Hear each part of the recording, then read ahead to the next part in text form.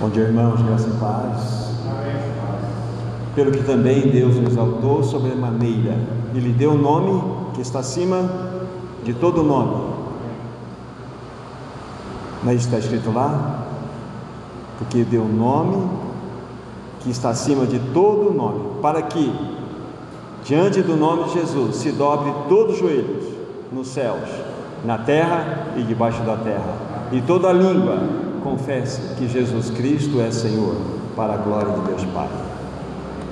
Estamos reunidos debaixo desse poderoso nome, irmãos, o nome de Jesus Cristo.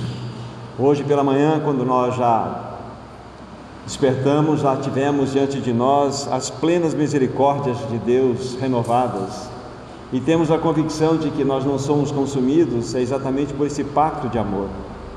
Então estamos aqui debaixo dessas tenras e maravilhosas misericórdias. Que uma vez mais nessa manhã o Espírito Santo possa exercer seu ministério no nosso meio. Ele é mais real do que esse ar que estamos respirando aqui.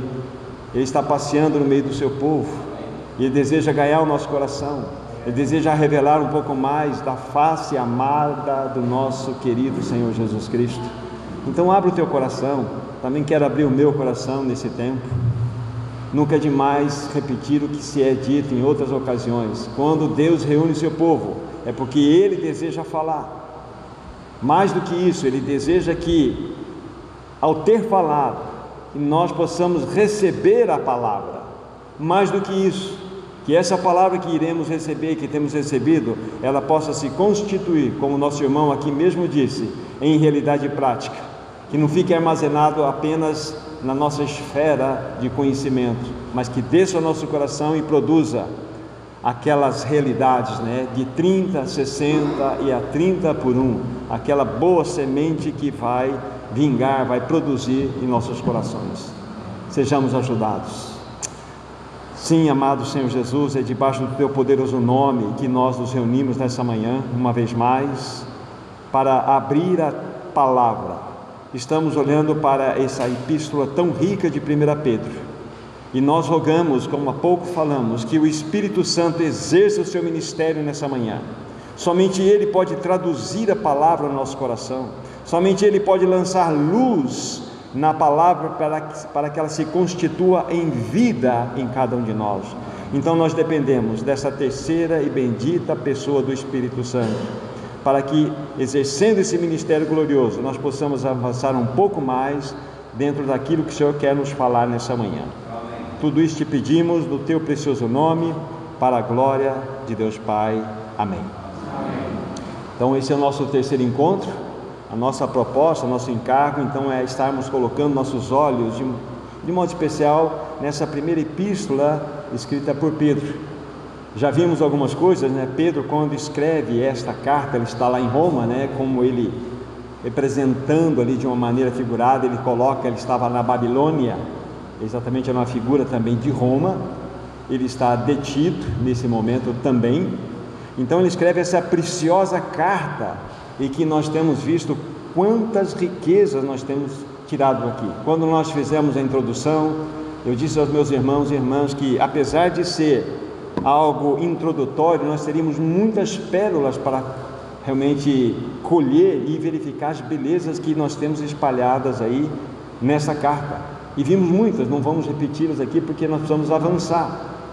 Mas Pedro tem nos ajudado a abrir os olhos para que nós compreendamos o que significa um povo que está no exílio. Aquelas 5 províncias da Ásia, Ponto, Galácia, Capadócia, Ásia e Bitínia, então foram os alvos dos irmãos que estavam em fuga, estavam de fato na dispersão. Eles saíram do território de Israel e foram nessa região da atual Turquia para lá encontrar, de certa forma, um pouco de proteção. Mas nós sabemos que o teor maior da carta, o cenário maior, é a perseguição, é o sofrimento, é a dor, é a provação. Então Pedro escreve essa linda carta para, de fato, mostrar que verdadeiramente eles estavam debaixo desse fogo ardente que era derramado sobre os irmãos, mas que eles deveriam ter uma viva esperança. Então Pedro em meio a toda essa realidade, esse cenário de dor e sofrimento, então Ele começa a nos trazer essas revelações profundas daquilo que Deus fez a favor do seu povo. Como nós vimos ontem, nós mostramos aos irmãos, olhando especificamente o capítulo 1, a respeito dos 3 tempos da salvação. De modo muito claro, nós olhamos aí alguns tempos verbais, em que tempo foi conjugado os verbos, para nós identificarmos os tempos da salvação da qual todos nós participamos. Ele nos regenerou para uma viva esperança mediante a ressurreição de Cristo. Tempo passado. Então isso é uma obra que aconteceu, realizada pelo nosso amado Senhor Jesus Cristo. Quando você e eu cremos verdadeiramente na obra perfeita de Jesus Cristo, uma vez que o Espírito Santo nos convenceu do pecado, da justiça e juízo, nós nascemos de novo. O Espírito Santo foi regenerado. Essa é a grande e maravilhosa notícia. Mas a bênção da salvação não se resume apenas na regeneração. Aí nós vimos na sequência do próprio primeiro capítulo que há uma salvação preparada para se revelar no tempo futuro. Que salvação é essa? É a redenção do nosso corpo. Conforme nós temos outras passagens, em Romanos, por exemplo, fala-nos que nós esperamos sim a redenção do nosso corpo. Isso também fala de uma salvação.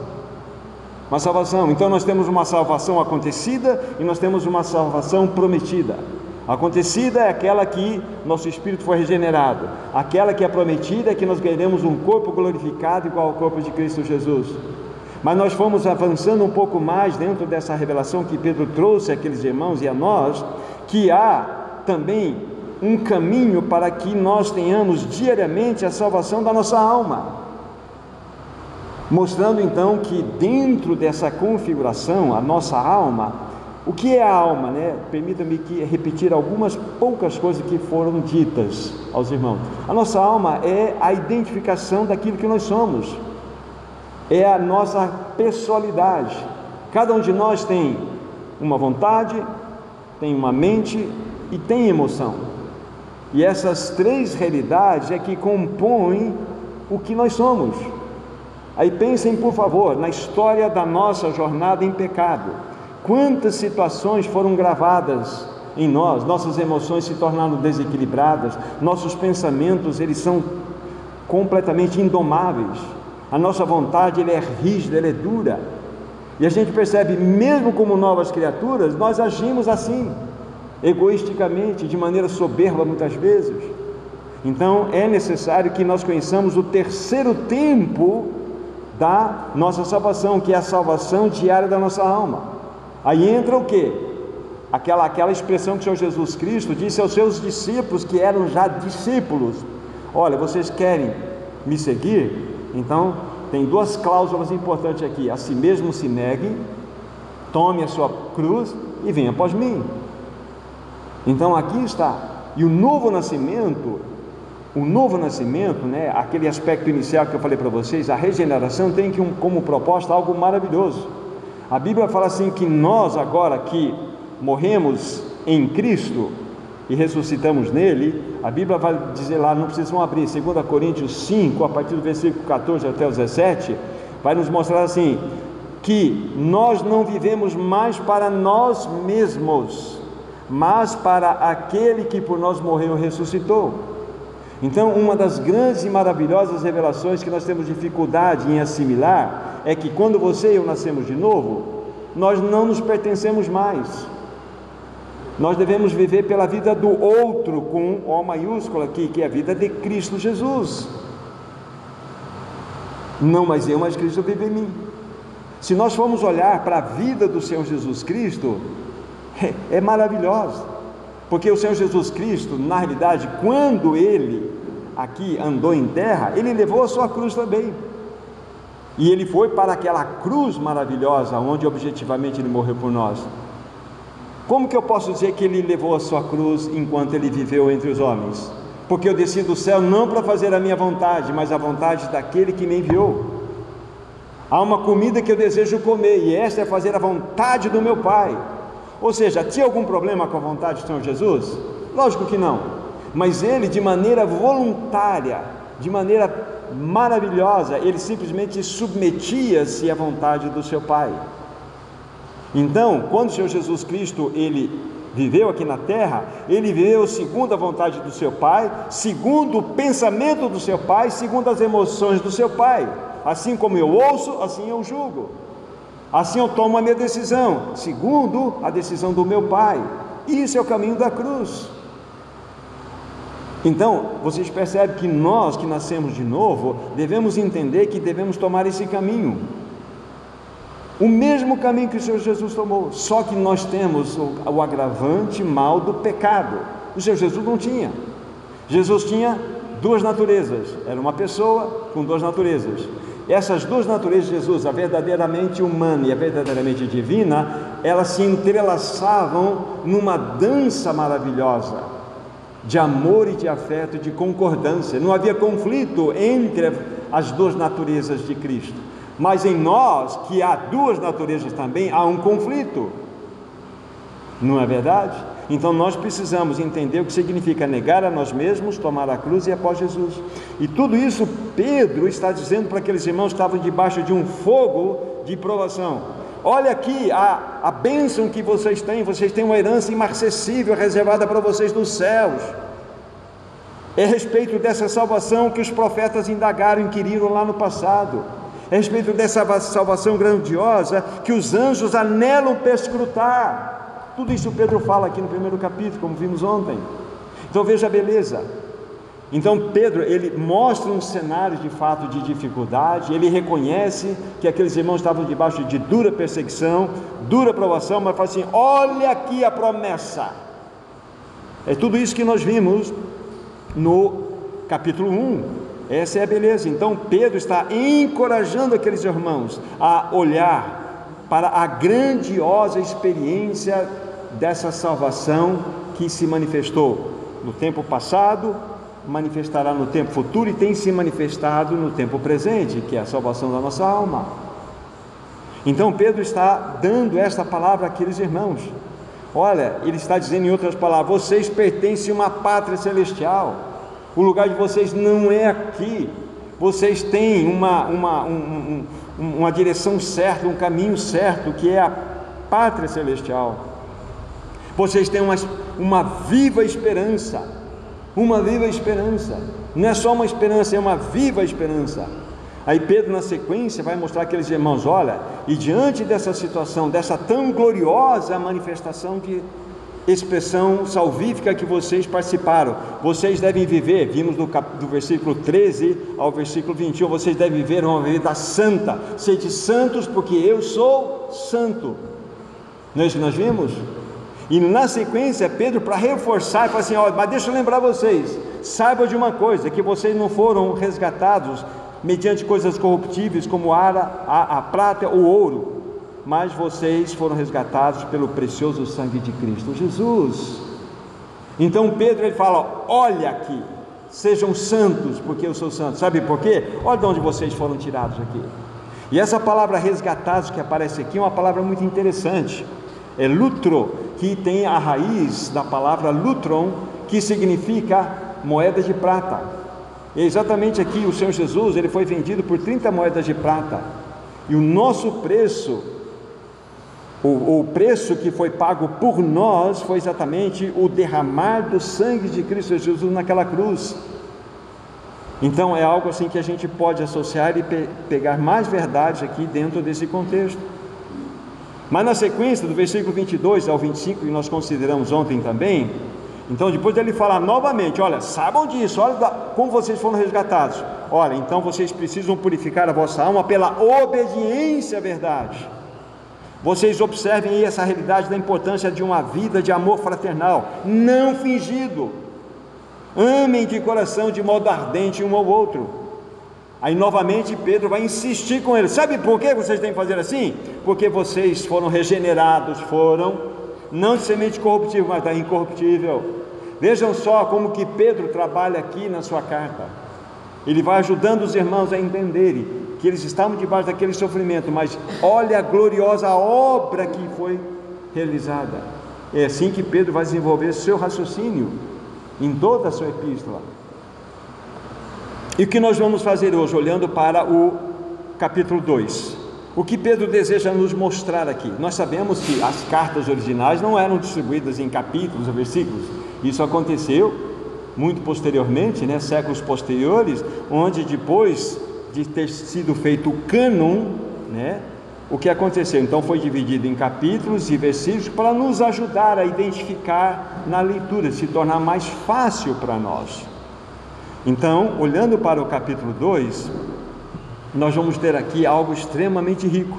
E o que eu vou fazer agora com vocês? Vou ler alguns versos, vamos deixá-los registrados e depois vamos voltar aqui nas reflexões. Então, capítulo 2, versículo 1 e 2. Despojando-vos, portanto, de toda maldade, dolo, hipocrisias, invejas e toda sorte de maledicências, desejai ardentemente, como crianças recém-nascidas, o genuíno leite espiritual, para que por ele vos seja dado o crescimento para a salvação. Vamos pegar versículo 5 em diante. Também vós mesmos, como pedras que vivem, sois edificados casa espiritual, para seres sacerdócio santo, a fim de oferecer sacrifícios espirituais agradáveis a Deus, por intermédio de Jesus Cristo. Pois isso está na Escritura: eis que põe em Sião uma pedra angular, eleita e preciosa, quem nela crê, não será de modo algum envergonhado. Agora versículos 9 e 10. Vós, porém, sois raça eleita, sacerdócio real, nação santa, povo de propriedade exclusiva de Deus, a fim de proclamardes as virtudes daquele que vos chamou das trevas para a sua maravilhosa luz. Vós sim, que antes não erais povo, mas agora sois povo de Deus, que não tinhas alcançado misericórdia, mas que agora alcançastes misericórdia. Vamos seguir um pouco mais, versículo 11. Amados, exorto-vos como a peregrinos e forasteiros que sois, a vos absterdes das paixões carnais que fazem guerra contra a alma. Versículo 13. Sujeitai-vos a toda instituição humana por causa do Senhor, quer seja ao rei, quer seja ao soberano, quer as autoridades como enviadas por ele, tanto para castigo dos malfeitores como para o louvor daqueles que praticam o bem. E versículo 18: servos, sede submissos com todo temor ao Senhor, não somente ao que for bom e cordato, mas também ao perverso. Versículo 21 e 22: porquanto para isso mesmo fostes chamados, pois também Cristo sofreu em vosso lugar, deixando-vos exemplo para seguirdes os seus passos, o qual não cometeu pecado, nem dolo algum achou-se em sua boca. Até aqui, vamos deixar esses registrados, depois a gente vai recuperar algumas dessas leituras aqui. Então nós temos diante de nós esse capítulo tão lindo. O que exatamente, em linhas gerais, o que Pedro quer nos transmitir aqui para nós, como desejava transmitir para aqueles irmãos? Ele quer mostrar que os cristãos estão numa viagem por este mundo. O povo de Deus, a igreja, ela está num processo de viagem nesse mundo em direção à sua pátria celestial. Por isso que essa expressão peregrinos e forasteiros aparecem aqui quase que em destaque. O que é um peregrino? O peregrino é alguém que está de passagem em um determinado lugar, mas ele não pertence àquele lugar. Ele está passando por aquele lugar. E isso mostra que nós não temos uma identidade com o mundo no qual nós estamos, como que aqueles irmãos deveriam saber, que eles estavam ainda aqui na dispersão, eles não pertenciam a este mundo, eles eram peregrinos. E a Bíblia fala também, eles eram forasteiros. O que é um forasteiro? Quando você identifica uma pessoa que é estrangeira, ela começa a falar. O forasteiro não é daquele lugar, mas ele carrega sobre si um sotaque diferente. O forasteiro é aquele que, quando você começa a conversar com ele, você logo identifica: você não é daqui, você é de um outro lugar. Então nós somos aqueles que devem ter um espírito peregrino, não somos desse lugar, estamos de passagem, e enquanto estamos aqui, somos como que forasteiros. O nosso sotaque deve ser um sotaque celestial. As pessoas precisam ver em nós que nós somos peregrinos e forasteiros. Essa é a ideia então geral que Pedro vai desenvolver em todo esse capítulo, vamos colocar dessa forma. Isso deve estar cravado em nossos corações. Aí nós vamos olhar aí com particularidade alguns versos que irão nos ajudar a compreender. E a gente vai perceber como que Pedro ele faz as conexões. Por isso que logo na introdução da carta, e aquele que falei ontem também, é muito importante nós lermos 10, 20, 30, 40 e vamos lendo. Porque quando você vai lendo N vezes a carta, lógico, você vai gravando ela, não só na sua mente, mas ela vai descendo como que, sabe, decantando no seu coração todas aquelas verdades.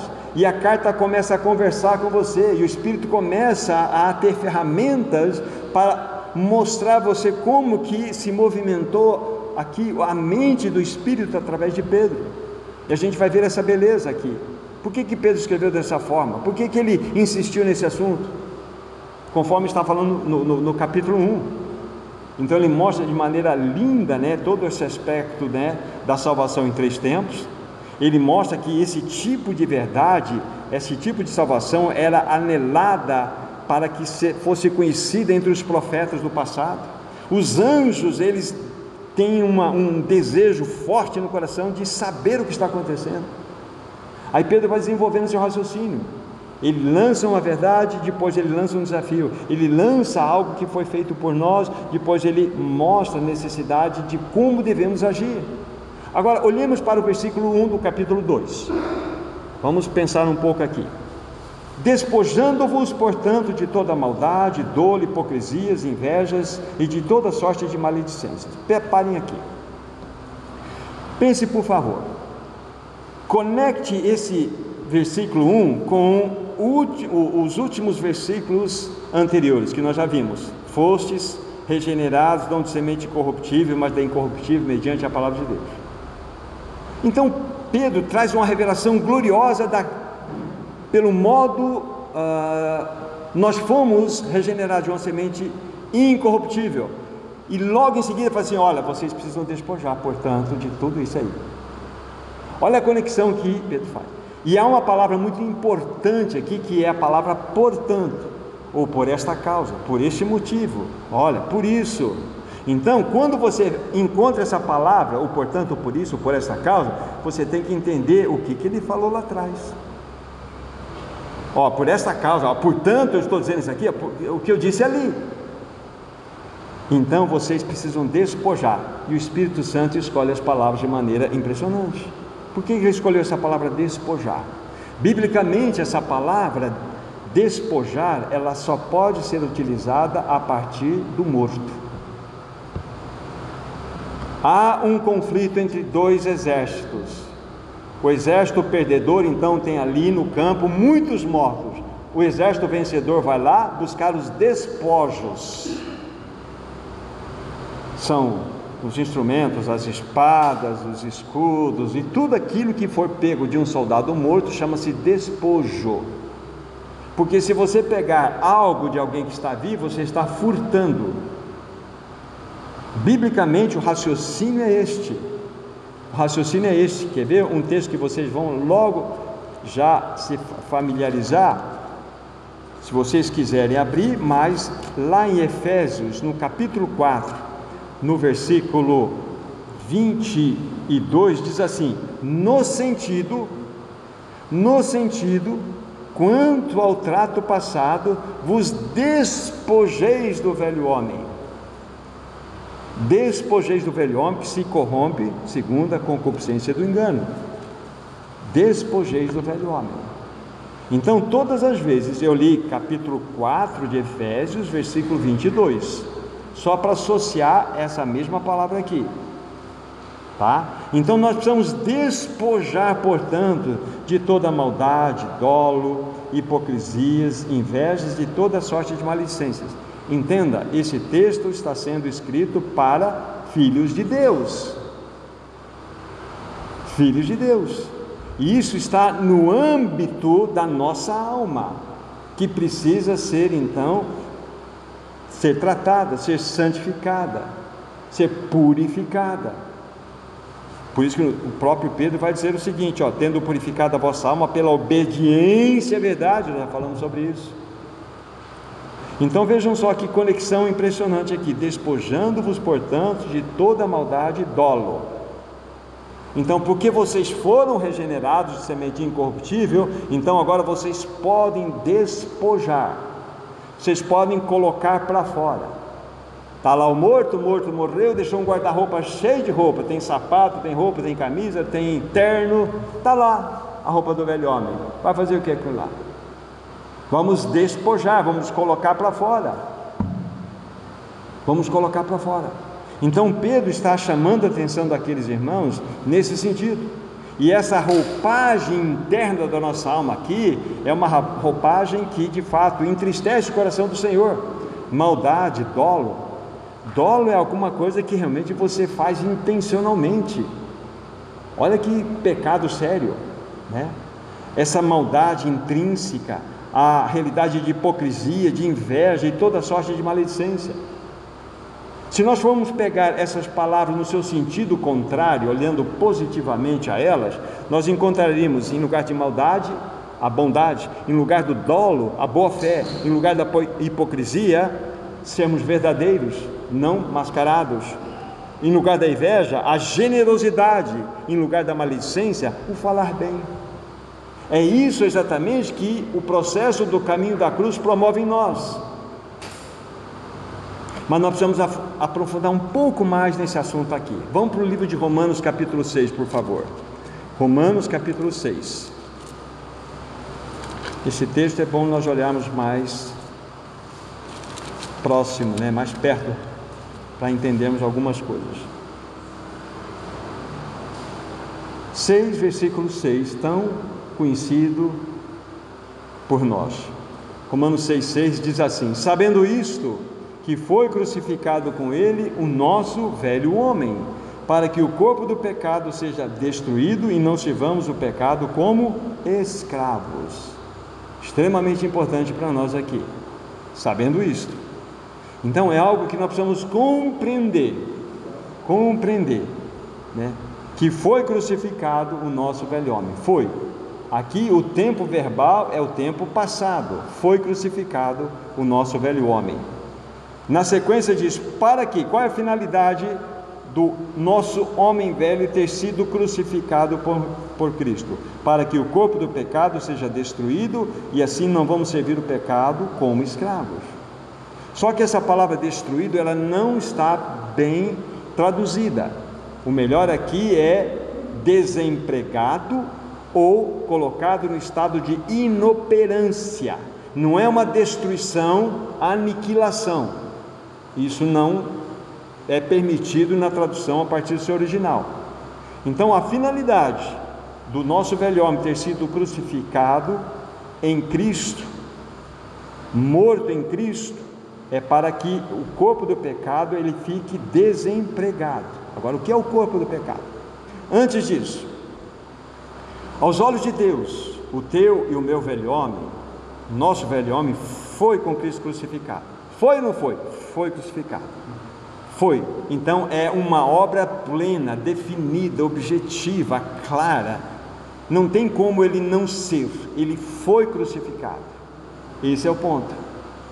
Foi crucificado. E o objetivo maior era exatamente para atender a situação, para que o corpo do pecado, que era sujeito ao velho homem, fosse desempregado. Ou seja, uma vez que o seu senhor, chamado velho homem, aos olhos de Deus está crucificado, então eu não tenho mais que dar satisfação a esse antigo meu senhor, velho homem, porque ele foi crucificado. É isso que está escrito aqui. Mas, como que eu posso entender isso dentro do contexto da prática? O primeiro fato foi revelado. Em Cristo Jesus foi crucificado o velho homem. Alcançamos a primeira vitória. Agora, como que nós podemos experimentar isso na nossa vida diária? Versículo 11 em diante. Assim também vós considerai-vos mortos para o pecado, mas vivos para Deus em Cristo Jesus. Não reine, portanto, o pecado em vosso corpo mortal, corpo mortal, interessante, é considerado o corpo mortal aquele que na realidade era o corpo do pecado, escravo do seu senhor, o velho homem. Mas uma vez que ele está desempregado, ele é um corpo mortal, ele está, vamos dizer assim, ele está simplesmente sujeito a qualquer ordem. Essa é a ideia aqui. Não reine, portanto, o pecado em vosso corpo mortal, de maneira que obedeçais às suas paixões, nem ofereçais cada um os membros do seu corpo ao pecado, como instrumentos de iniquidade, mas oferecei-vos a Deus como ressurretos dentre os mortos, e os vossos membros a Deus como instrumentos de justiça, porque o pecado não terá domínio sobre vós, porque não estáis debaixo da lei, sim da graça. É muito simples compreendermos isto. Estes membros aqui, esse corpo mortal, um dia, de fato, ele era um corpo do pecado, escravo do velho homem, mas o velho homem foi crucificado com Cristo. Agora, estes membros, as minhas mãos que faziam coisas que o velho homem desejava, agora ele vai ter que estar submisso a um novo Senhor. Oferecei-vos os vossos membros como instrumentos de justiça. As mãos que pecavam devem ser mãos que pratiquem a justiça agora. Os olhos que contemplavam a iniquidade são olhos agora que contemplam as coisas santas. Os pés que me levavam para pecar devem ser os pés que me levam para o caminho da graça, do amor. Entendem? Mudou o senhorio. Agora Cristo é a nossa vida. Cristo é a nossa vida. Então agora nós podemos verdadeiramente despojar nosso velho homem, porque nós vimos que ele foi crucificado com Cristo. E agora eu posso, ao invés de me submeter a algo que aconteceu em realidade, não sou mais escravo do velho homem, eu não submeto mais ele, submeto os meus membros a Deus, como instrumentos de justiça. Vocês entendem? Então isso é muito importante para nós entendermos. O que está no coração de Pedro, podem voltar para lá, capítulo 2, é exatamente isso. Vocês podem despojar, por quê? Porque o velho homem foi crucificado com Cristo. Os membros de vocês não pertencem mais a essa realidade de serem usados como instrumentos de pecado. Não! Por isso que Pedro pode falar, despojai-vos, despojando, portanto, de toda a maldade, etc. Por quê? Porque agora, com a habitação do Espírito Santo em nós, nós temos a capacitação de dizer sim, de dizer não, de decidir. É essa a ideia aqui, que Pedro está nos mostrando de maneira bastante explícita, pelo menos a minha compreensão. Olha, despojando-os, portanto, de toda maldade, dolo, hipocrisia, inveja, de toda maledicência. Aí ele vai fazer um outro contraponto no versículo 2, estou em 1 Pedro 2, olha, vocês precisam desejar de modo ardente, como crianças recém-nascidas, o genuíno leite, para que por ele vos seja dado crescimento para a salvação. Veja aqui, há um crescimento para a salvação. Então, para que nós possamos, de fato, nos cercar, nos proteger, termos os nossos mecanismos de defesas completamente aí regulados, precisamos de modo ardente, como a criancinha deseja o leite da sua mãe, como criança recém-nascida, nós precisamos o genuíno leite espiritual, que é a palavra de Deus. É importantíssimo nós nos debruçarmos na palavra de Deus, buscarmos a palavra de Deus, lermos a palavra de Deus, meditarmos na palavra de Deus. É muito importante. É mais do que leitura. Mais do que leitura. Então, você tem a sua leitura diária, você tem a sua meditação diária, e você deve ter isso mesmo. Mas junto com isso, ontem nós conversando com os jovens, levantamos essa questão, mostrando que é muito importante naquela leitura diária, em qualquer livro. Então você leu lá 2, 3 capítulos, tudo bem, você tem uma gama de informações, mas você precisa sair dessa esfera, você precisa ir para a esfera da reflexão e meditação. Pegue 2 ou 3 versículos, pegue um papel, escreva, deixa na sua carteira, e aquela vai ser a sua meditação do dia. É aquilo que o Espírito Santo vai falar no seu coração, porque a gente tem um geral na mente, mas particularize isso.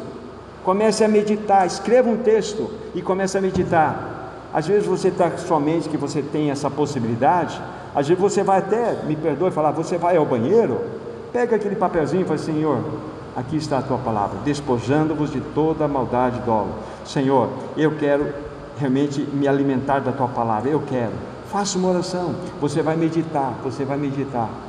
Pratique isso, meu irmão, minha irmã. Vocês vão ver o crescimento gracioso que vocês vão ter. Isso é uma prática. Então não é só a leitura, é a necessidade da meditação, do ruminar da palavra de Deus. Vocês e eu vamos crescer.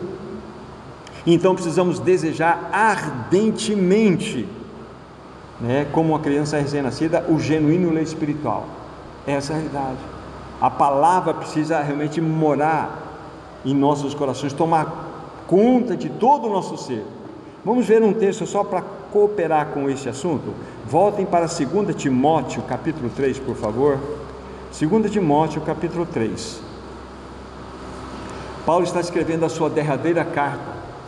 Paulo está numa prisão chamada Mamertina, em Roma, esperando já os seus últimos dias antes de ser decapitado. Ele está escrevendo a sua derradeira carta a seu discípulo amado Timóteo. E apenas fazendo um parênteses aqui, é uma das cartas mais lindas que nós temos na Bíblia. Se você ler com o teu coração, você chora, porque você vai ver, não Paulo, você vai ver a vida de Cristo num homem. O que esse homem, com todas as marcas de um soldado ferido, de um soldado que batalhou pelo seu Senhor, mas ele, quanto mais era espremido, todos os da Ásia me abandonaram, todos. No primeiro julgamento, ninguém foi a meu favor, mas o Senhor era comigo. Um homem que foi marcado, mas um homem que, quanto mais espremido era, mais Cristo saía dele. Então ele tem essa palavra para nós aqui. Ele está escrevendo ao seu discípulo amado, chamado Timóteo, capítulo 3, do verso 14 em diante. Tu, porém, permanece naquilo que aprendeste e de que foste inteirado, sabendo de quem o aprendeste, e que desde a infância sabes as sagradas letras, que podem tornar-te sábio para a salvação pela fé em Cristo Jesus.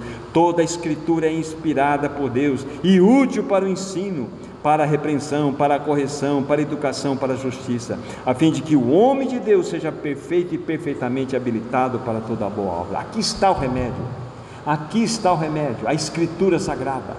Quanto tempo você e eu temos dedicado diante do Senhor, aos pés dele, mediante a Escritura, para que ela realmente tome conta do nosso coração. É nela que nós encontramos todo o caminho de ensino, de repreensão, de correção, de educação, é nela. Então debruce diante da palavra do Senhor e pegue aqueles textos particulares e reflita sobre esses textos, e você e eu iremos crescer. O Senhor deseja que nós tenhamos de fato esse avanço. Então, voltando lá para Pedro, capítulo 2, versículo 2, devemos desejar de modo ardente exatamente o alimento espiritual, para que sejamos fortalecidos. Nós temos um grande privilégio, queridos irmãos, um grande privilégio. O Senhor quer que verdadeiramente a vida dele seja manifesta em nós. Veja o raciocínio de Pedro. Então, depois dele ter dado esse encorajamento, eu li o versículo 2, o versículo 3 diz assim: se é que já tens experiência de que o Senhor é bondoso. A partir do versículo 4, é impressionante, até o versículo 8, nós temos um outro processo de revelação de Pedro. Pedro vai tocar numa das coisas mais lindas que nós temos nas Escrituras Sagradas, ao mesmo tempo que é algo extremamente lindo, riquíssimo, vamos dizer assim, uma das verdades mais mal compreendidas no meio do povo de Deus desde os primeiros séculos. Nós vamos ver o que é, a partir do versículo 4.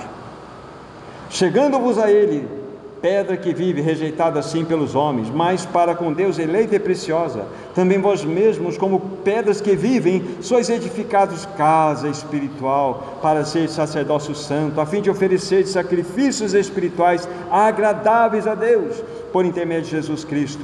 pois isso está na Escritura: eis que põe em Sião uma pedra angular, eleita e preciosa, e quem nela crê não será de modo algum envergonhado. Para vós outros, portanto, os que credes é preciosidade, mas para os descrentes, a pedra que os construtores rejeitaram, essa veio ser a principal pedra angular, e pedra de tropeço e rocha de ofensa. São estes os que tropeçam na palavra, sendo desobedientes para o que também foram postos. Então nós temos aqui uma das mais preciosas e elevadas revelações das Escrituras Sagradas. É verdade que o apóstolo Paulo, ele trabalha numa esfera mais ampla do que o apóstolo Pedro, mas Pedro aqui, dentro desse mesmo Espírito, vai nos mostrar algo lindo, é a respeito da igreja, é a respeito dessa casa espiritual. O que é essa casa espiritual? Queridos irmãos, como nós, como povo de Deus, compreendemos de maneira errônea e temos trazido isto ao longo dos séculos.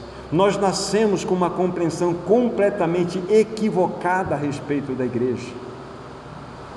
Antes de falar um pouco sobre esse assunto, aí você pode perguntar: o que significa ser edificado casa espiritual, para ser um sacerdócio santo, etc, etc.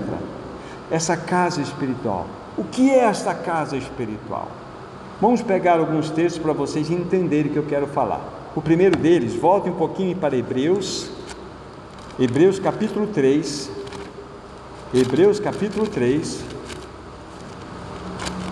Hebreus capítulo 3, apenas um único versículo, versículo 6. Nos versos precedentes vai estar falando a respeito de Moisés, que tinha sido colocado sobre a casa, significando lá o tabernáculo, etc. Mas no versículo 6, Cristo, porém, como filho, sobre sua casa, a qual casa somos nós. Não precisamos nem ler o resto. Porém, Cristo, como Filho de Deus, sobre a sua casa. Cristo está sobre a sua casa, a qual casa somos nós. Nós somos a casa espiritual de Deus. Essa edificação de casa espiritual a qual Pedro se refere, nós, como pedras que vivem e unidas à pedra que vive, nos constituímos ou somos constituídos uma casa, um edifício espiritual. Está claro para nós? Vamos para 1 Timóteo capítulo 3, um único versículo também, que é o versículo 15. 1 Timóteo 3,15. Paulo então está escrevendo a sua primeira carta a Timóteo. Paulo, ele ficou preso em Roma, na sua primeira prisão, onde ele escreve aquelas 4 lindas cartas, aos Efésios, Filipenses, Colossenses e Filemão. Aí ele sai daquela prisão, que era uma prisão temporária, ele fica por um pouco espaço de livre, é quando ele vai escrever Timóteo e Tito. 1 Timóteo e Tito. Aí então ele é preso pela segunda vez, aí a mando do império, acusado do fogo em Roma. Aí tem a segunda carta.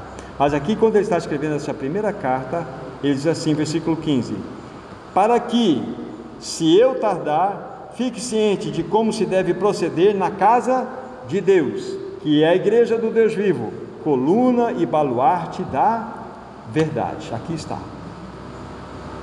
Para que, se eu tardar, fique sabendo como vocês devem proceder na casa de Deus. O que é a casa de Deus? A igreja do Deus vivo, coluna e baluarte da verdade. Lá em Hebreus, nós somos a casa sobre a qual Cristo está. Pedro está falando, vocês são edificados casa espiritual. É o mesmo assunto. Então, qual é a compreensão que nós temos da igreja?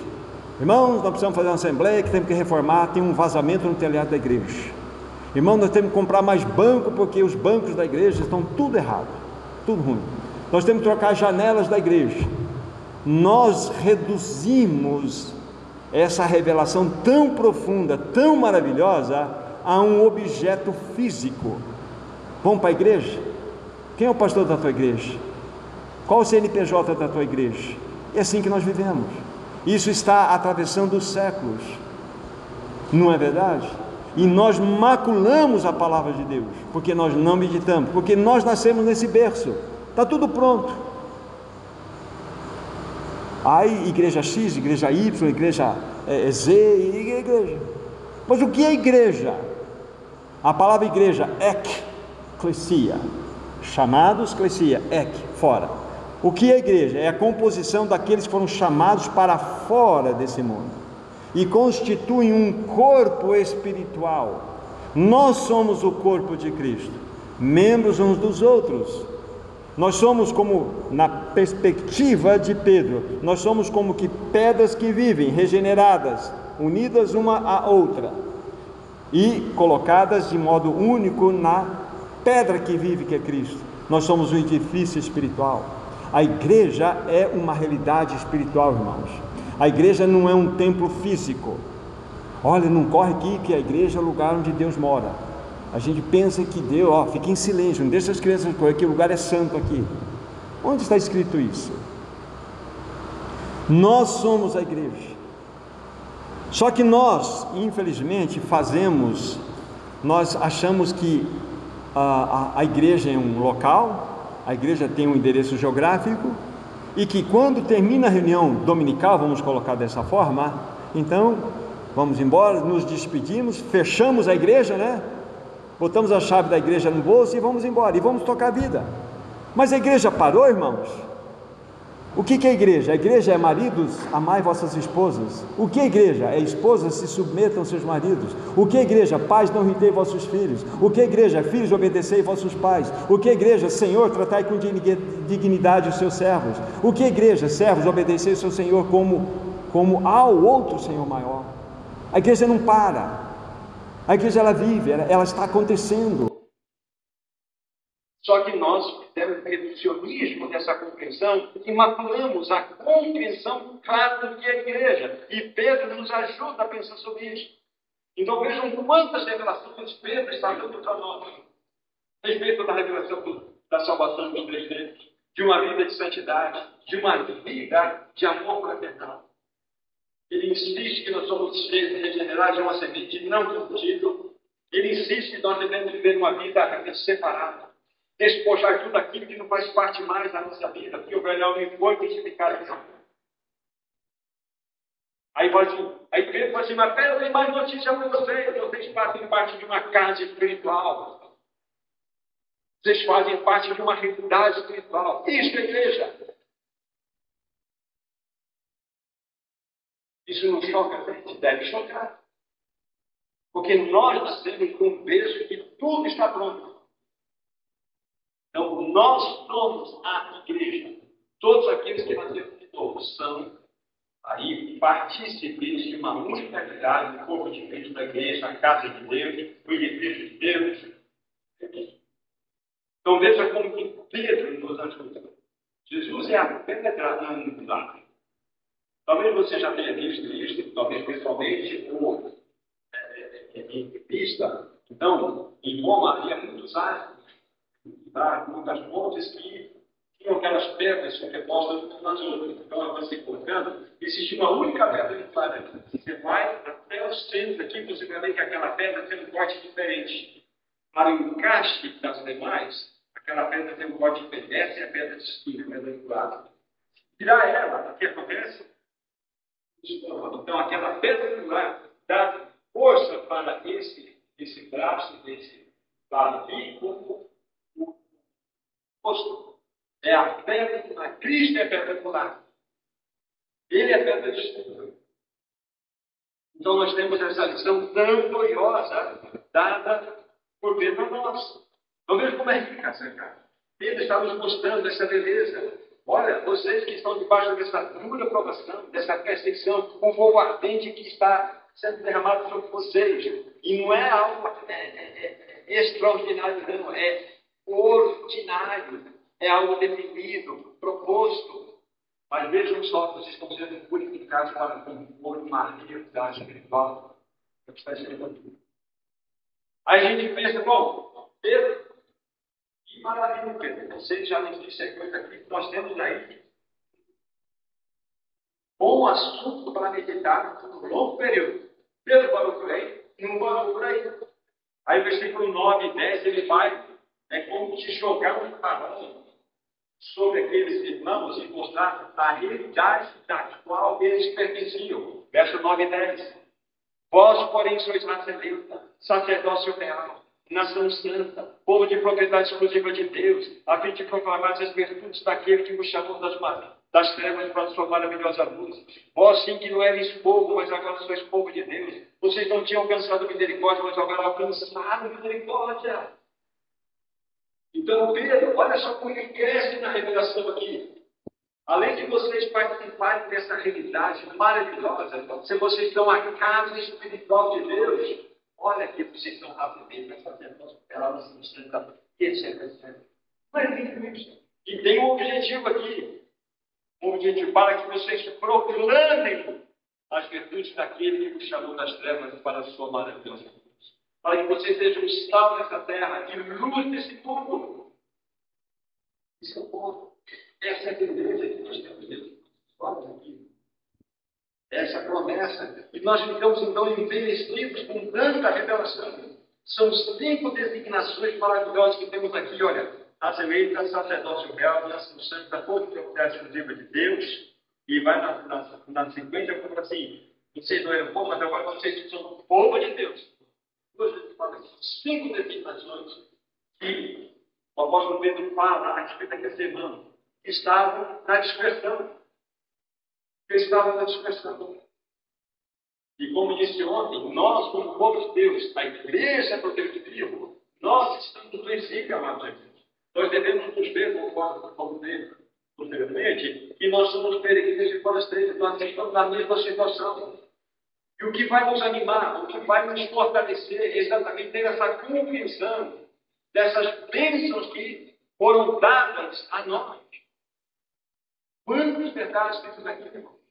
Quantos desafios nós temos aqui para que nós sejamos um povo santo, um povo realmente separado, que glorifique o nome dele, que entre nós haja uma vida de amor fraternal não vigente, que nós possamos amar uns aos outros mal da frente. Nós somos separados desse mundo, irmãos.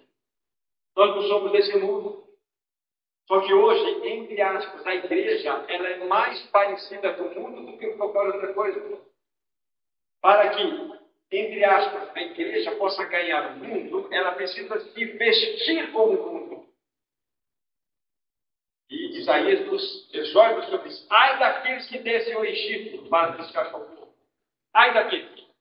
O que entre aspas, a igreja pós-moderna está fazendo? Ela está copiando o mundo. A ideia seria mais ou menos o seguinte: pegando o contexto de Israel e Egito.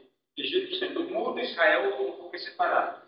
Então, para ganhar o egípcio, o israelita tem que se vestir como o egípcio, cantar como o egípcio, pescar como o egípcio, pintar as paredes como o egípcio, para trazer o egípcio para dentro do seio israelita, para mostrar ao egípcio que Israel é melhor. É uma loucura. Um cara da mente. A Bíblia fala que o que vai testemunhar lá fora é a nossa vida. Sermos sal nessa terra e nesse mundo. Não imitar esse mundo caído. Não imitar. Então nós temos diante de nós exatamente essa situação. Olha quanta revelação nós somos chamados, então, para sermos peregrinos e forasteiros. Então, quanta revelação. Aí, na sequência, a gente pensa, bom, Pedro, vocês estavam me enchendo de tantas verdades, nossos corações aqui realmente estão realmente regozijados, desejando em tanta verdade, em tanta revelação. Aí, o versículo 11 dá uma comentário. Ele falou de graça espiritual de Deus. Ele falou das 5 designações. Aí vai ser amados, exortam-vos como a peregrino para sempre. Pedro, por que você está chamando a atenção dessa forma aí? Você quer nos mostrar muitos pecados. Olha quanta revelação anterior ele trouxe. E por que ele vai exortar daqui agora? No versículo 12, ele fala assim: mantendo exemplar o vosso procedimento no meio dos gentios, para que naquilo que falam contra vós, outros, como de malfeitores, observando em vossas boas obras, glorifiquem a Deus no dia da visitação.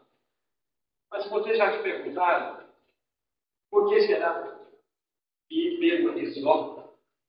Pedro estava alertando aqueles irmãos do Pedro, como está nos alertando desse terrível perigo que nós hoje podemos estar sendo.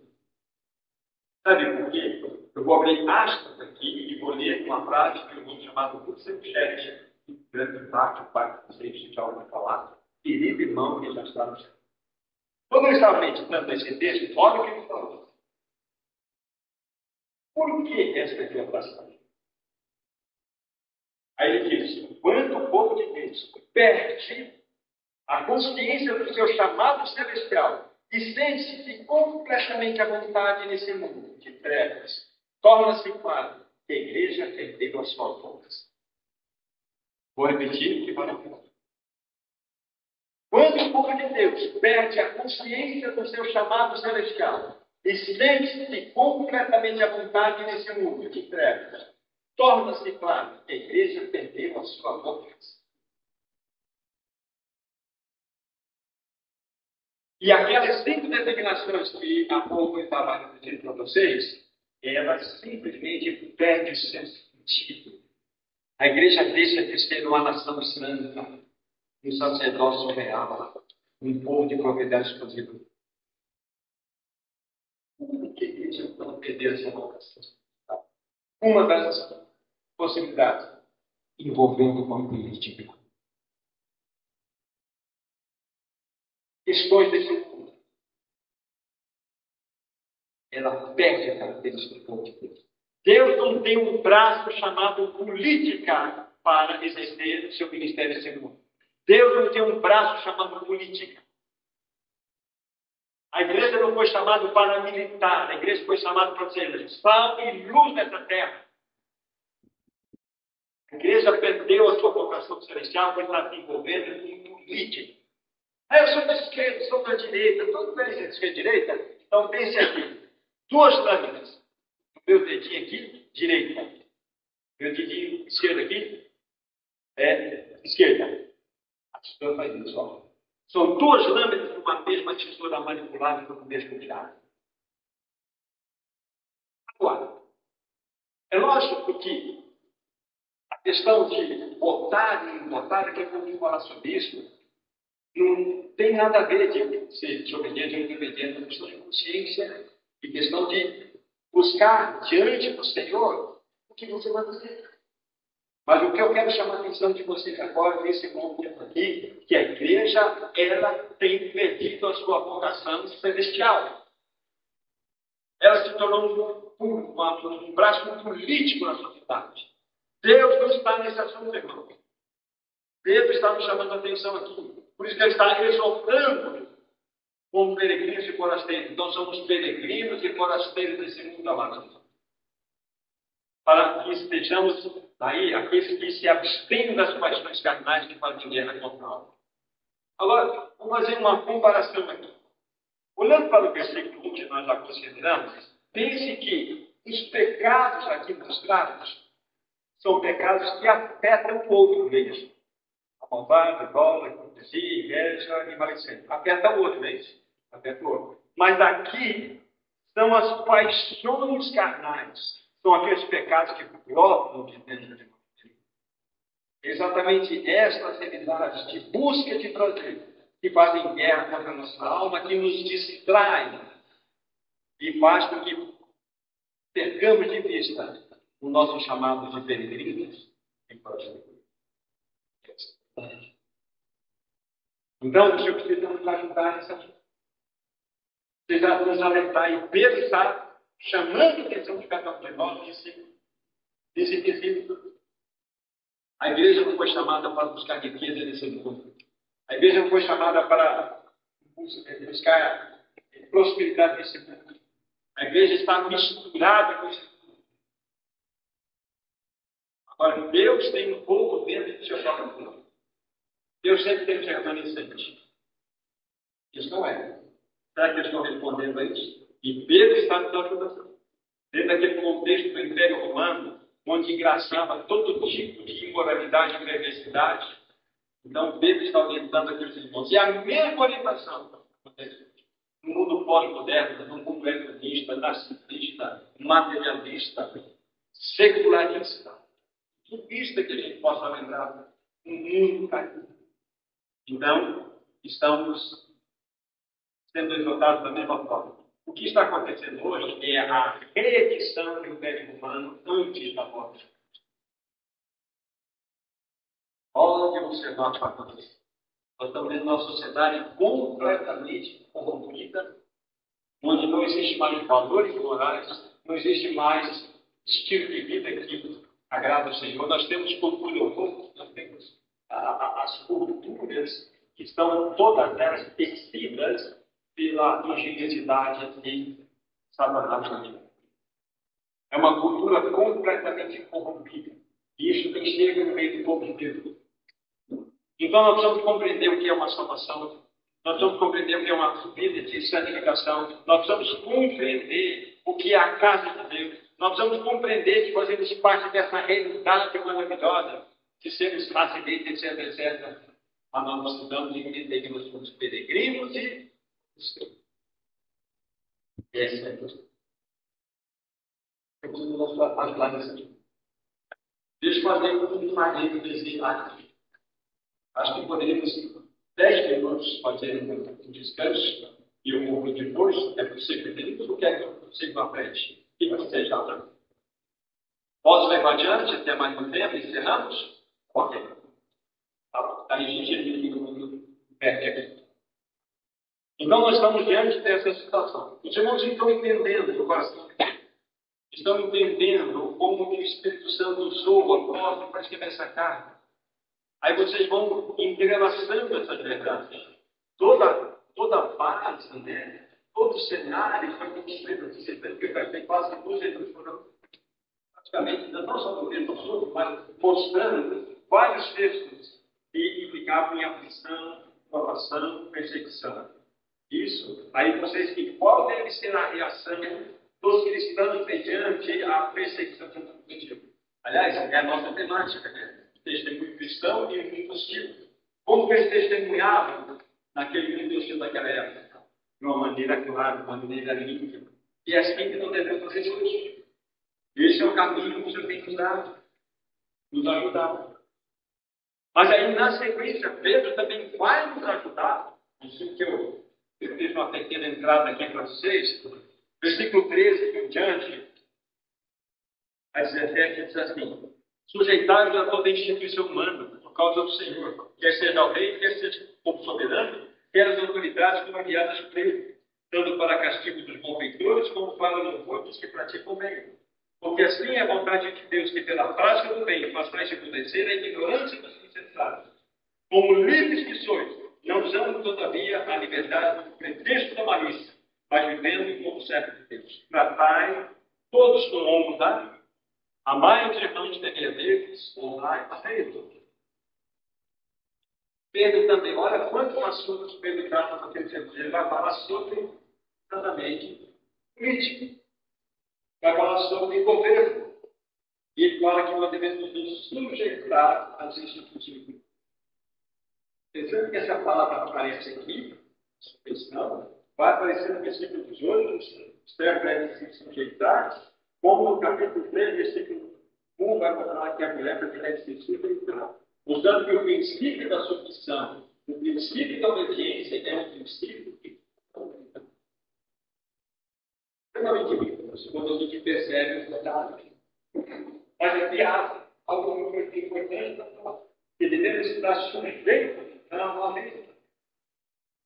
Agora, vou lembrar que o irmão disse sobre a questão da política. O fato de um cristão, ele não é político, mas ele também não é apolítico. Ele é suprapolítico. Ele está acima da política. Porque a sua peleja não está em volta a esse mundo. A Bíblia fala que nós devemos nos sujeitar a todo tipo de governo. Pegue, por favor, Romanos capítulo 13. Romanos capítulo 13. Romanos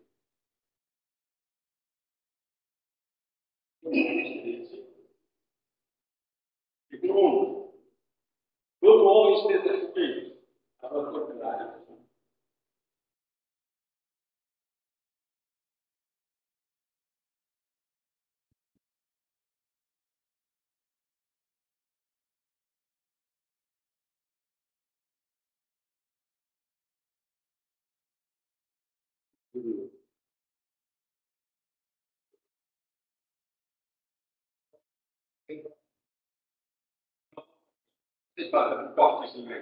Então, capítulo 13, versículo 1. Todo homem esteja sujeito às autoridades superiores, porque não a autoridade que não proceda de Deus. E as autoridades que existem foram por ele instituídas.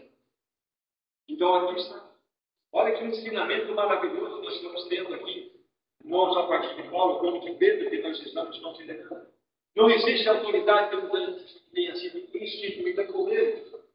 Então, é um dever de todo cristão, seja em qual contexto político e social ele mora, ou vive, ou convive, mas que ele possa realmente ser aqueles que se submetem ao governo. É lógico que nós temos um direito eclesiástico que deveríamos seguir quando um governo me obrigar a negar o meu Deus, a blasfemar o seu Senhor, você pode se posicionar. Porante isso, nós não temos possibilidade de uma livre de liberdade. Quero ser claro para nós. Isso é muito importante. É verdade, todo cristão deve submeter a todos os governos.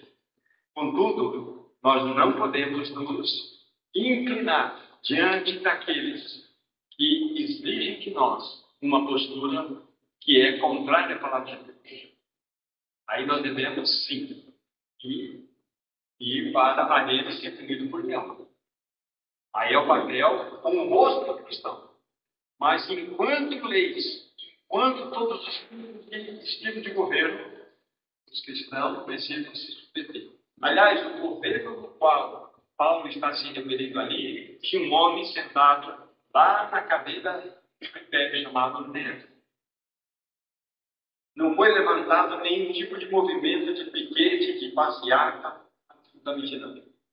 O papel da igreja é um papel de ser peregrina e forasteira. Não é um papel de militância. Não fomos chamados para militar.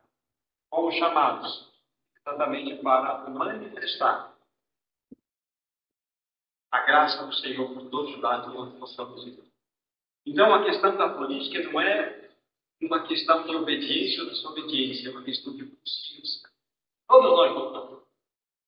Vá aos pés do Senhor, busque a palavra e faça a sua análise. Senhor, eu quero votar segundo o teu coração. Esse é o teu papel de um agente civil.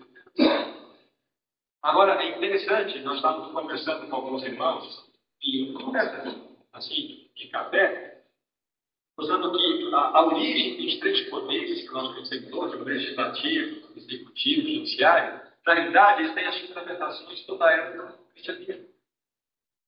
Lógico, a gente vai olhar para a história passada, nós temos assim, filósofos que pensaram em muitas coisas, porque já viam que o homem era corrupto na sua natureza. E o homem só tem um poder, ele é extremamente corrupto. Então, por que você estabeleceu três tipos de, vamos dizer assim, de linhas com a sociedade que tem esses poderes?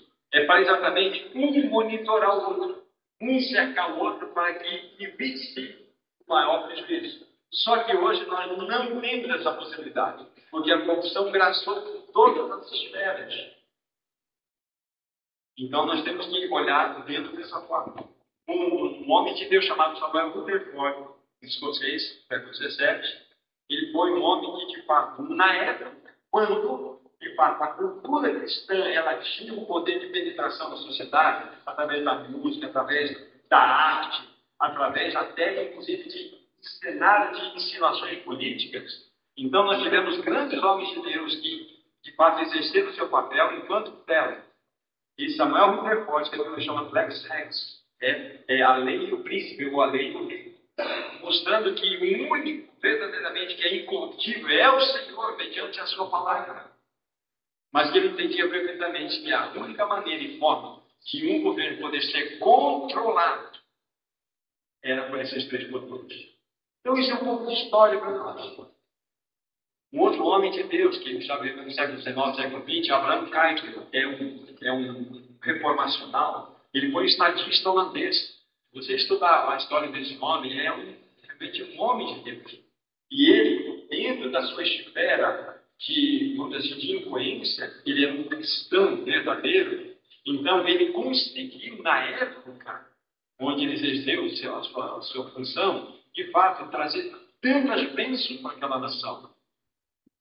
Só que hoje nós vivemos numa sociedade completamente diferente. Hoje nós vivemos num movimento completamente diferente. E, permitido ser, eu não sei como é que vai ser os movimentos aí amanhã, então nós vamos retomar novamente aquele versículo 15 do capítulo 3. Antes, santificai a Cristo como Senhor do nosso coração, estando preparado para responder a todo aquele que pedir a razão da esperança que é em vós. Responder em apologia. Lembra quando eu falei de James Randall, aquele sociólogo cristão? E hoje a única forma de nós contagiarmos e abençoarmos a sociedade lá fora é através da presença fiel. Não é militância, não é cair no quietismo, mas é ter uma presença fiel. Você carrega Deus no coração. Então é assim que nós vamos exercer o nosso testemunho nesse tempo. Então aqui está a palavra de Deus, queridos irmãos, mostrando Pedro, orientando aqueles irmãos como eles deveriam proceder diante daquela sociedade que era corrupta. Ele finaliza dizendo: tratai todos com honra, amai os irmãos, temei a Deus e honrai o rei. Seja quem for que esteja lá no poder, só que nós desejamos morte para aqueles lá. Nós queremos vingança. Mas não é assim o pensamento da palavra de Deus. Então Pedro nos ajuda a pensar assim. Pedro realmente nos cativa, mostrando essa beleza para que nós entendamos como deve ser o nosso procedimento na sociedade. Vamos avançar. Aí no versículo 18, até o versículo 20, nós temos mais um movimento aqui que Pedro está orientando os irmãos. Servos, sede submissos com todo o temor ao vosso Senhor, não somente se for bom e cordato, mas também ao perverso, porque isso é grato que alguém suporte tristezas, sofrendo injustamente por motivo de sua consciência para com Deus. Pois que glória há se pecando e sendo esbofeteados, e por isso suportais com paciência, se entretanto, quando praticais o bem, sois igualmente afligidos, suportais com paciência, isto é grato a Deus. Instrução. Esses servos aqui, na realidade, eram cristãos que vinham de uma realidade, eles eram escravos. O Império Romano compôs quase que 20%, 30% de escravos conquistados. E eles eram objetos, eles eram instrumentos, ferramentas de serviço. Um escravo, uma carroça, uma mula, era a mesma coisa. Não tinham direito algum. Então, Pedro está dizendo o seguinte: você está servindo a um senhor aí, então sirva com temor. Não somente aquele que é bom, que trata você com cordialidade, mas também ao perverso. Ele está na contramão de tudo aquilo que nós entendemos. Pedro fala o seguinte: entre em acordo com o servo, que monte um sindicato para ele dos servos. Monte um sindicato, vamos buscar os seus direitos. Não faz isso. Ele vai com uma realidade que é muito mais elevada. Vocês vão mostrar uma vida que não pertence a vocês quando vocês tratarem o Senhor de vocês, ainda que seja perverso, de uma maneira que ele vai ficar assustado. É assim que vocês vão manifestar a glória de Deus. Então nós temos diante dos nossos olhos essa beleza que Pedro traz como orientação. E Se você estudar também na perspectiva do apóstolo Paulo, como que Paulo analisava a realidade da escravidão na época, é impressionante. Paulo, ele nunca incentivou, no caso do próprio Onésimo, nós já vimos falar sobre isso, e Filemon, ele não disse para o Onésimo, já que você está livre, então siga a tua vida, não, volta para o teu Senhor, vai ser livre. A gente percebe isso, que a esfera do cristianismo não é uma esfera de libertação de escravatura ou não. A esfera do cristianismo não é política ou não. A esfera do cristianismo é celestial. Não importa o governo que nós estamos. Não importa se somos servos ou não. Não importa que nós estamos com a esfera celestial. Onde, quando servos e senhores se reúnem diante da mesa, ali não tem servo e senhor, ali tem irmãos. Irmãos que comem o pão, bebem da taça de Deus. Essa é a realidade cristã. Essa é a bênção que nós temos aqui no ensino através de Pedro para nós. Olha que beleza. Agora, vamos avançar um pouco aqui. Devemos, então, sempre, quando estamos olhando isso, fazer o que Pedro vai fazer. Diante do que ele está falando, ele vai levantar agora o testemunho do próprio Senhor Jesus. Ora, versículo 21 em diante. Porquanto para isso mesmo fossem chamados, pois também Cristo sofreu em vosso lugar, deixando-vos exemplo para seguir os seus passos, o qual não cometeu pecado, nem dolo algum a justiça alguma. Pois ele, quando ultrajado, não limitava com o traje. Quando maltratado, não fazia ameaças, mas entregava-se àquele que julga retamente, carregando ele mesmo em seu corpo sobre madeira os nossos pecados, para que nós, mortos para os pecados, vivamos para a justiça, por suas chagas fosse sarados. Porque estáveis desgarrados como ovelhas, agora, porém, vos convertetes ao pastor e bispo da vossa alma. Então, Pedro convoca o testemunho do Senhor Jesus Cristo. Ele vai falar daquele que verdadeiramente sofreu em nosso lugar. Vai falar de todo o padecimento que Cristo experimentou por causa da nossa iniquidade. Então, ele convoca esse testemunho. Ele vai falar assim, olha, ele, Cristo, quando ultrajado, não limitava com traje. Quando maltratado, não fazia ameaças. O que vocês acham que subiu ao coração de Pedro quando ele falou isso? Isaías 53. Isaías 53. Era desprezado, mas rejeitado entre os homens, homem de dores, sabe o que é padecer, homem de quem os homens escondem o rosto, era desprezado e dele não fizemos caso algum. Isaías 53. Inclusive, ele subiu o coração de Pedro e ele coloca essa aqui para nós. Como Cristo foi tratado, meus irmãos, nesse mundo? Essa é a pergunta que deve levantar. Por ele andar em verdade, sempre fazer o bem, amar, curar, libertar as pessoas que eram escravizadas por demônios. O que foi que fizeram para eles? Para ele? O que deram em troca ao teu amado Senhor? E você e eu, a igreja, quer receber aplausos? Não vai ser diferente. Então Pedro está chamando a atenção aqui. Olha como foi tratado o teu Senhor. Olha como que ele vivenciou esse mundo. Ele, quando maltratado, não fazia ameaça. Ele simplesmente julgava, ele entregava-se àquele que todas as coisas julga de maneira reta. Aí ele vai finalizar dizendo o seguinte, olha, o que esse Senhor fez para vocês? Ele carregou no seu corpo, lá no madeiro, todos os nossos pecados. Todos os nossos pecados. Olha que texto maravilhoso.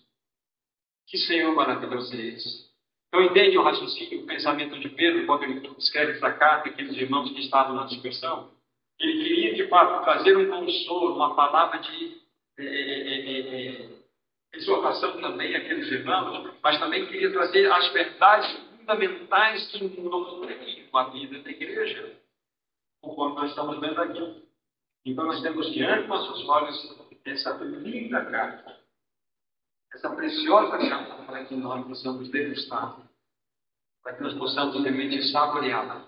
Então, para que nós possamos fazer a conclusão, Percebam como que a cada movimento que a gente vai fazendo, a cada exposição, nós vamos ganhando um pouco mais da compreensão geral dessa carta. Em que livro ela foi escrita, em que situação ela foi escrita, e que vai trazendo ao nosso coração, de fato, um consolo, vai trazendo, de certa forma, sabe, um alento para nós que estamos nessa mesma jornada.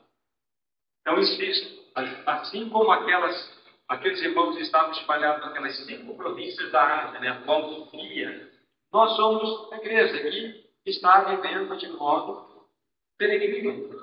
Nós estamos, de fato, na dispersão. Nós estamos no exílio. Esse não é o nosso lugar. Então, por favor, lembre-se, você é um peregrino. Você está disfarçado desse mundo. Você não tem que criar raiz nesse mundo. Você é um forasteiro. Você tem um sotaque diferente. Você tem um sotaque celestial. É o sotaque de Cristo Jesus. Que as pessoas, ao nos tocar, possam tocar Cristo Jesus. Possam ver esse Senhor maravilhoso em cada um de nós e coletivamente também. As pessoas possam, ao nos ver reunidos, muitas vezes, possam inalar um perfume que não é nosso. Perfume de Cristo. Que Deus abençoe sua palavra e continue nos falando.